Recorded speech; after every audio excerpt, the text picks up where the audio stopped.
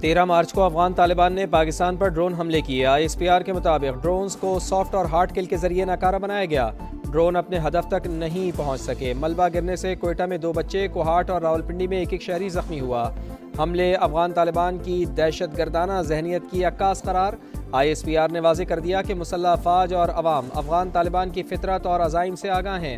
پاک فوج اپنے شہریوں کا دفاع کرتی رہے گی اور طالبان کا ہر اشتعال انگیز کا جواب دے گی۔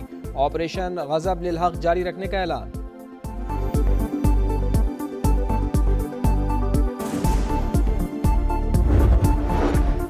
آج کی رات ایران کو شدید دھچکا لگا۔ خرج جزیرے پر فوجی اہداف کو تباہ کر دیا۔ امریکی صدر کا دعویٰ، کہا جزیرے پر تیل تنصیبات کو بچا لیا گیا۔ ایران کے لیے عقل مندی اسی میں ہے کہ ہتھیار ڈال دے اور ملک کے باقی حصے کو بچائے۔ جب تک ضرورت ہے جنگ جاری رہے گی۔ ایران کے معاملے پر امریکہ اور اسرائیل کے اہداف مختلف ہو سکتے ہیں۔ امریکی صدر کا ابنائے ہرمز میں جہازوں کو تحفظ دینے کا اعلان۔ امریکی میڈیا کے مطابق صدر ڈونلڈ ٹرمپ نے روسی صدر کی ایرانی یورینیم سے متعلق تجویز مسترد کر دی۔ روسی صدر نے 60% افزودہ یورینیم کو روس منتقل کرنے کی تجویز دی تھی۔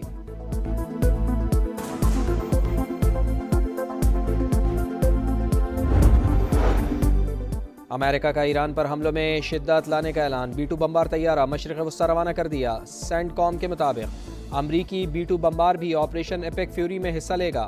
طیارہ بھجوانے کا مقصد ایران سے خطرات کو کم کرنا ہے۔ 5000 اضافی فوجی بھی مشرق وسطی میں تعینات کرنے کا فیصلہ۔ ہزاروں مائکرو انٹرسیپٹر ڈرونز بھی تعینات کیے جائیں گے۔ ایران کے نئے سپریم لیڈر حملوں میں زخمی ہوئے۔ نائب امریکی صدر کا دعویٰ۔ امریکہ اور اسرائیل کی ایران پر جاری تہران، شیراز، قم اور خرج جزیرے پر شدید بمباری۔ حملوں کے بعد متعدد مقامات پر آگ بھڑک اٹھی۔ صہیونی فوج کی لبنان میں بھی وحشیانہ بمباری۔ جنوبی لبنان میں ہیلتھ کیئر سینٹر پر بمباری۔ عملے کے 12 ارکان شہید۔ ایران کا بھی جوابی وار۔ پاسداران انقلاب نے صہیونی ریاست پر میزائل داغ دیے۔ آئرن ڈوم ایک بار پھر ناکام۔ متعدد میزائل گرنے میں کامیاب۔ مختلف علاقوں میں آگ بھڑک اٹھی۔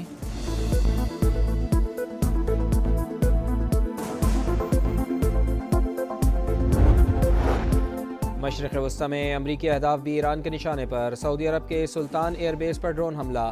امریکی جریدے کے مطابق امریکی ایئر فورس کے 5 ریفیولنگ طیاروں کو نقصان پہنچا۔ امریکی فوج نقصان کا جائزہ لینے کے لیے ہنگامی اقدامات کر رہی ہے۔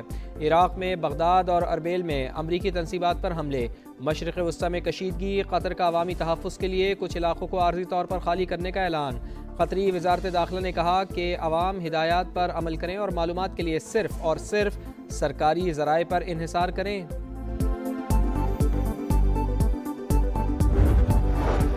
آبنائے ہرمز کی بندش۔ تیل کی قیمتوں میں استحکام نہ آ سکا۔ امریکی کروڈ آئل $98.71 فی بیرل میں فروخت۔ برنٹ آئل کی قیمت $103 فی بیرل تک جا پہنچی۔ عالمی تیل کی سپلائی اور قیمتوں کو مستحکم کرنے کا مشن۔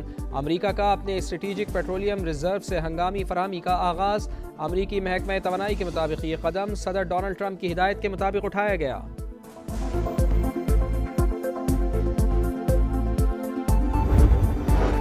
امریکہ کا ایرانی رہنماؤں سے متعلق معلومات پر $1 کروڑ تک انعام۔ اسٹیٹ ڈپارٹمنٹ کے مطابق مجتبیٰ خامنائی اور علی لاریجانی سمیت دیگر اہم رہنماؤں کی اطلاع دینے والوں کو $10 ملین دیے جائیں گے۔ مسٹر ہیگزت، ہم اور ہماری قیادت عوام میں ہے۔ آپ کے لیڈرز ایپسٹین آئی لینڈ میں ہیں۔ ایرانی لیڈرز کے روپوش ہونے کے دعوے پر علی لاریجانی کا امریکی وزیر دفاع کو منہ توڑ جواب۔ حالت جنگ میں بھی ایرانی قوم فلسطینیوں سے اظہار یکجہتی کرنا نہ بھولی۔ تہران سمیت ملک بھر میں یوم القدس کی بڑی ریلیاں۔ ایرانی صدر، وزیر خارجہ، مشیر برائے قومی سلامتی، اعلیٰ حکومتی عہدیداران سمیت ہزاروں افراد کی شرکت۔ اسرائیلی اور امریکی پرچم جلا کر نعرے بازی۔ ریلی کے دوران اسرائیلی حملے۔ میزائل کے ٹکڑے لگ جانے سے ایک شخص شہید۔ نہتے عوام پر بمباری اسرائیل کے خوف کی علامت۔ دشمن کو ایرانی قوم کی طاقت ہمت کا اندازہ ہو گیا ہوگا۔ وزیر خارجہ عباس عراقچی کا رد عمل۔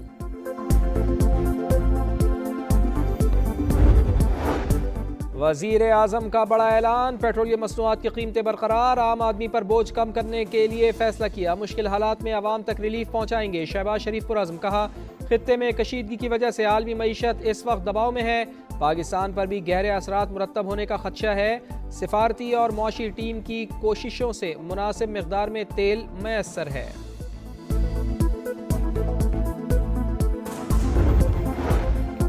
لکی مروت میں خوارج کا بزدلانہ وار، پولیس پر IED حملہ، SHO سمیت 7 اہلکار شہید، شہداء کی نماز جنازہ ادا، صدر مملکت اور وزیر اعظم میاں شہباز شریف کی مذمت، دہشت گردی کے خاتمے کا عزم، وفاقی وزیر اور صدر استحکام پاکستان پارٹی عبدالعلیم خان کا بھی شہداء کو خراج عقیدت، کہا پاک فوج اور پولیس کی قربانیاں رائے گاہ نہیں جائیں گی۔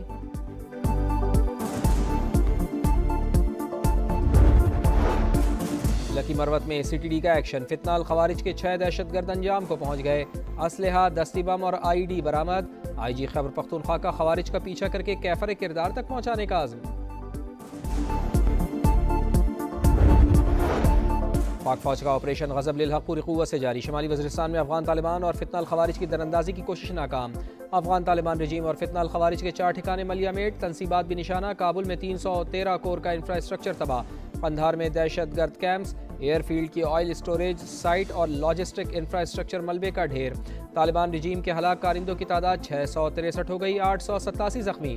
وزیر اطلاعات عطا اللہ تارڑ کے مطابق دشمن کی 249 پوسٹیں تباہ، 44 پر قبضہ کر لیا گیا، 224 ٹینکس، 72 گاڑیاں اور توپ خانے ملیہ میٹ، پاک فضائیہ نے افغان طالبان رجیم کے 70 ٹھکانوں کو نشانہ بنایا۔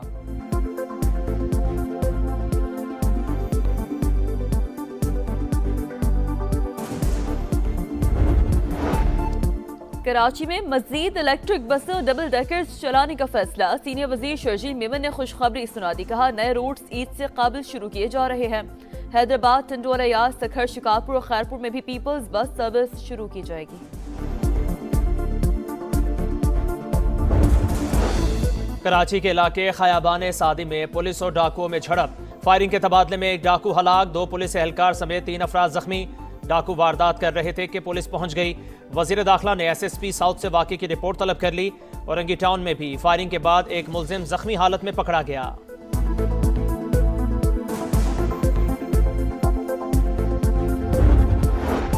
کراچی کے علاقے لانڈی اور کرنگی میں رات گئے زلزلے کے جھٹکے، علاقہ مکین گھروں سے باہر نکلا ہے، زلزلے کی شدت 4 اور گہرائی 10 کلومیٹر ریکارڈ۔